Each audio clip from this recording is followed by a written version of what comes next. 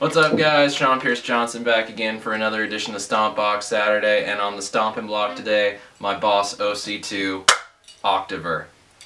Yeah, I just stomped on that thing with my fist. That's what you can do to Boss pedals. That's how awesome Boss pedals are.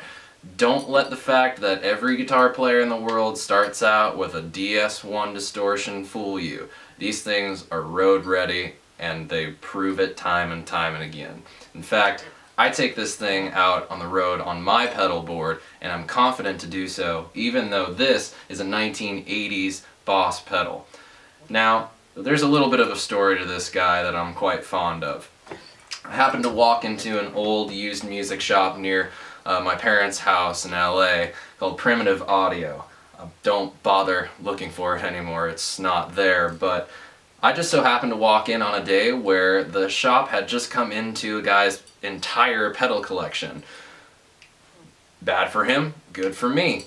And I had always been wanting one of these octave pedals. I love the simplicity of the OC-2 over the newer OC-3 Super Octave, and at that point they had already been discontinued.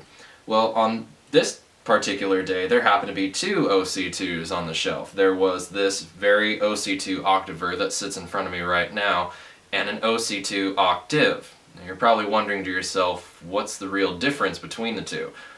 There's none, really, but it just so happens that this Boss OC-2 Octaver was made in Japan. The OC-2 Octave was made where Boss pedals are currently made. I believe that's Taiwan. If any of you guys know that for sure, please let me know so I can get my information straight. But I decided to put a age-old guitar player debate to rest. Are Japanese-made Boss pedals really better than the more modern versions of Boss pedals?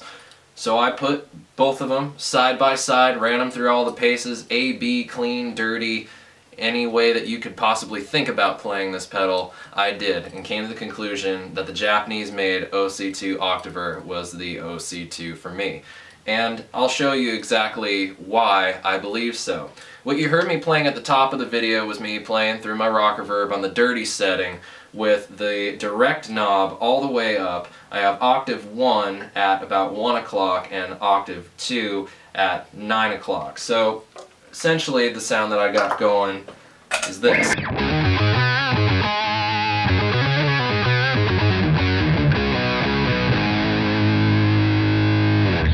Adds a really nice, gnarly, gritty, dirty octave undertone to it that just makes a mean part sound even meaner. And that's what I really love about it. But one of my biggest inspirations for wanting to get an octave pedal comes from the jazz world. One of my favorite live jazz records is the Chet Baker record, Strollin'. And on that particular record, it's a trio, Chet Baker of course with his trumpet, and he's got a bassist and a guitarist. And the guitarist on that particular record, his name escapes me right now, happens to throw on an octave effect whenever he takes a solo. So I thought, man, that's a really cool sound. If I were ever playing in that kind of a context, that would be a nice little effect to make a part jump out. So let's try and see if we can capture a little bit of that. I'm going to dial back the direct to about 1 o'clock where I got octave number 1 at, and I'm going to go ahead and dial back the second octave significantly, almost all the way off, and just see what that gets us and just get a little funky.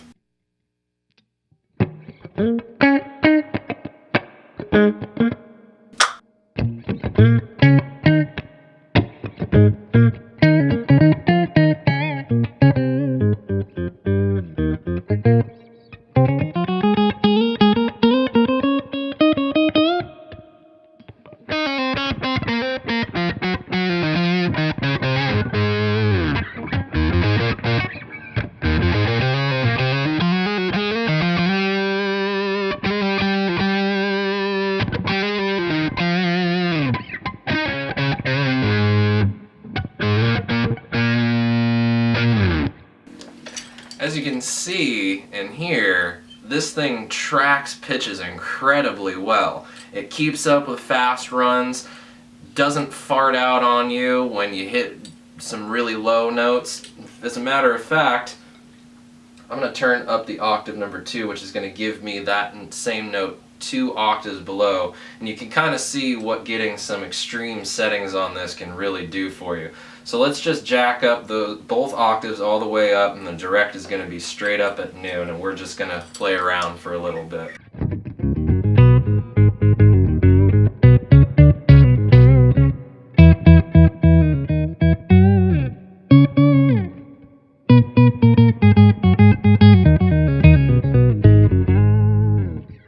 Even on extreme settings, the pitches of both the low octave and the lower octave of my original tone just really stay true to that original note.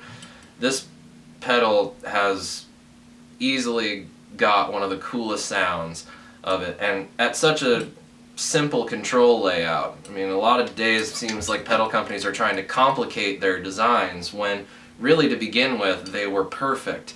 So sad to say, you can't really find many of these days.